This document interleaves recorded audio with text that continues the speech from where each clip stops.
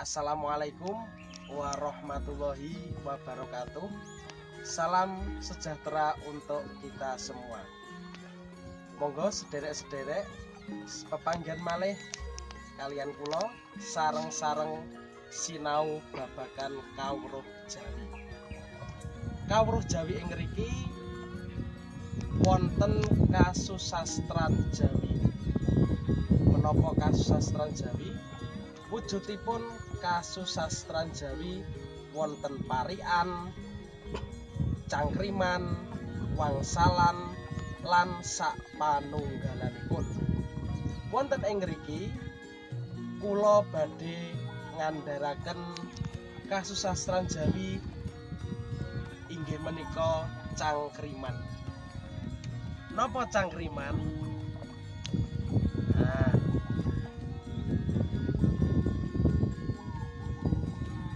Cangkriman inggih menika unen-unen kang ngemu teges.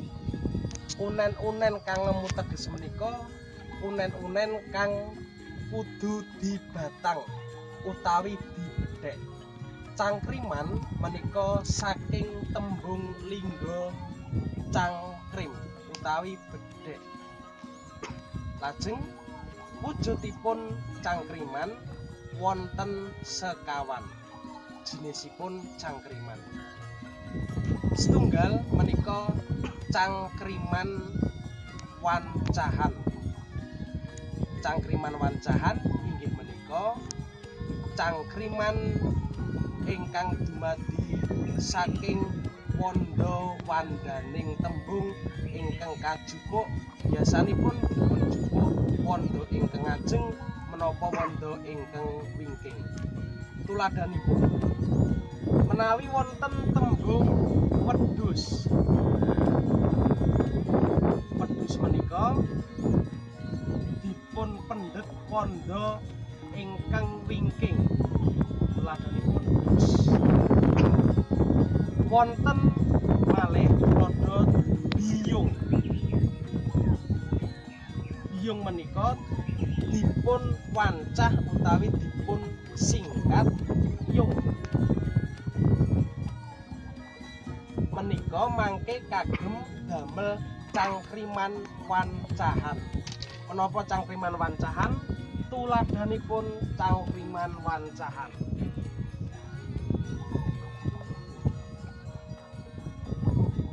Tuladhanipun wawi les badonge. Menika tuladhanipun nomor setunggal atau contoh cangkriman wancahan nomor 1. Wawi les badonge menika bedhekanipun uwi dawa wite wit tales amba godhonge.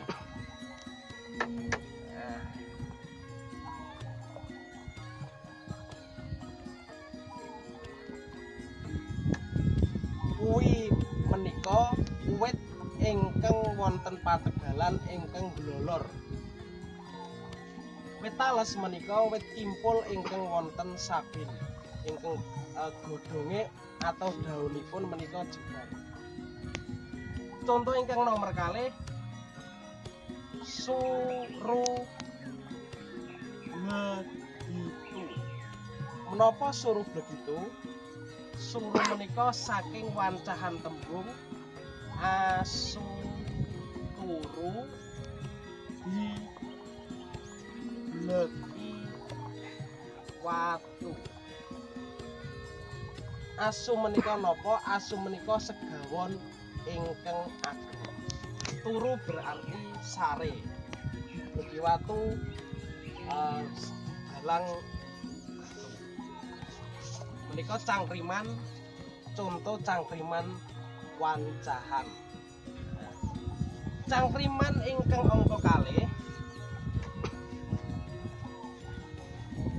Cangkriman ingkang angka kalih inggih menika cangkriman pepindhan.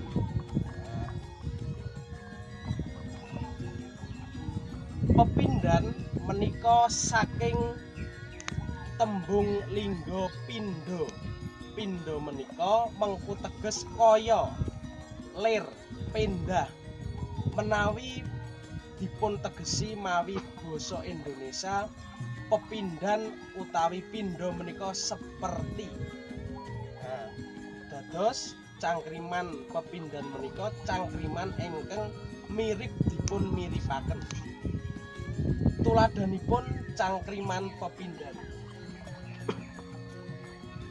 Sega sak kepel dirubung tinggi.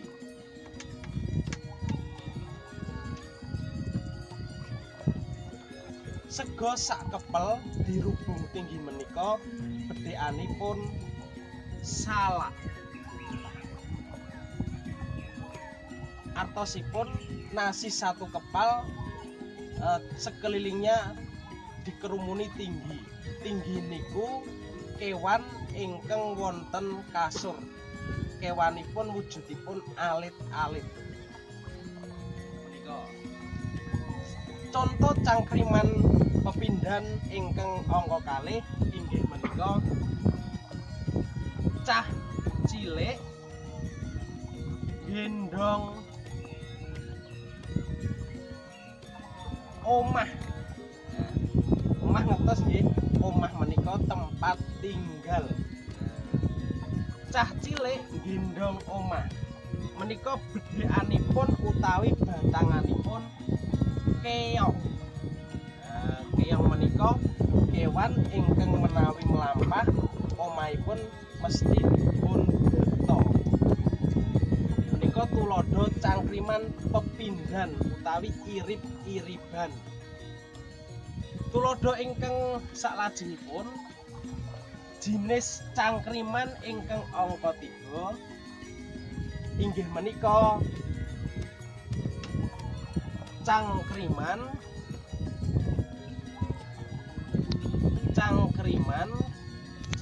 plesetan. Cangkriman plesetan. Cangkriman plesetan menika cangkriman ingkang dipun agem supados mungsuh saged kepyah anggenipun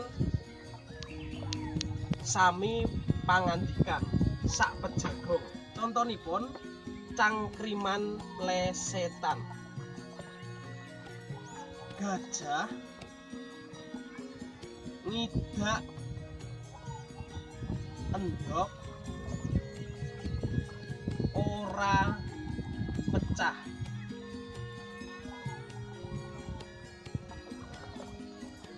Bedhekanipun menapa? Bedhekanipun cangkriman plesetan gajah ngidak endhog ora pecah. Sing ora pecah gajahe. Contoh ingkang angka kalih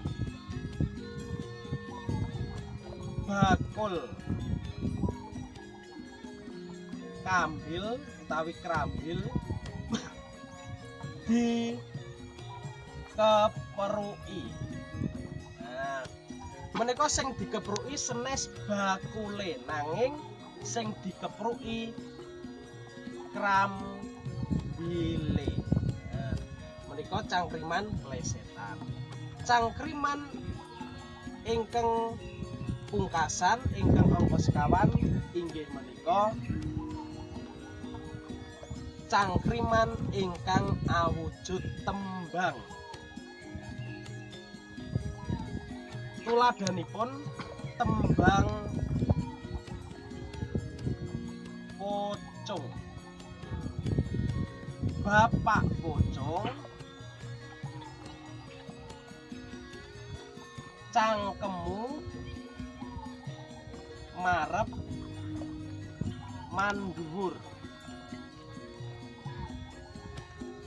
Sabamu, sabamu itu artinya tempat untuk bermain. Sabamu ing sendang, pencokanmu lambung kering. Lambung itu perut, perut sebelah kiri, kering. Prapteng wismo, prapteng itu kalau dalam bahasa Indonesia adalah sampai. Wismo itu rumah, berarti sampai rumah. Prapteng wismo si pocong muntah guwoyo. Muntah guwoyo itu adalah muntah yang terlalu banyak sehingga menyebabkan perut kosong, itu namanya muntah guwoyo. Coba kita perhatikan kalimat tembang pocong. Bapak pocong, ini nanti adalah jawabannya apa? Nah, cangkemmu marep mandhuwur. Cangkem itu mulut, marep itu menghadap, mandhuwur itu ke atas. Jadi benda yang ada mulutnya yang menghadap ke atas. Nah, sabamu ing sendang. Sendang menika papan sumber toya. Dadosipun bapak pocong menika sabanipun mesti wonten sendang golek banyu. Pencokanmu lambung kering. Pencokan menika gujengan. Pencokan utawi tempat untuk berlindung. Lambung perut kering sebelah kiri. Prapteng wismo, setelah sampai rumah karena sudah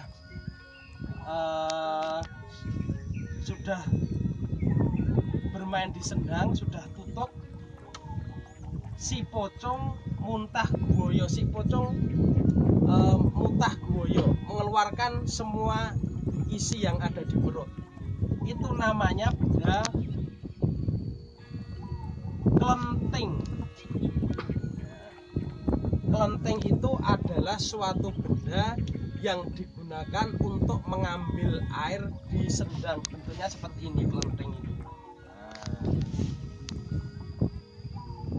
Nah, ini adalah mulut. Mulut kelenteng selalu menghadap ke atas. Ini adalah badannya. Nah, niki andaran saking kasusastran Jawi babagan cangkriman.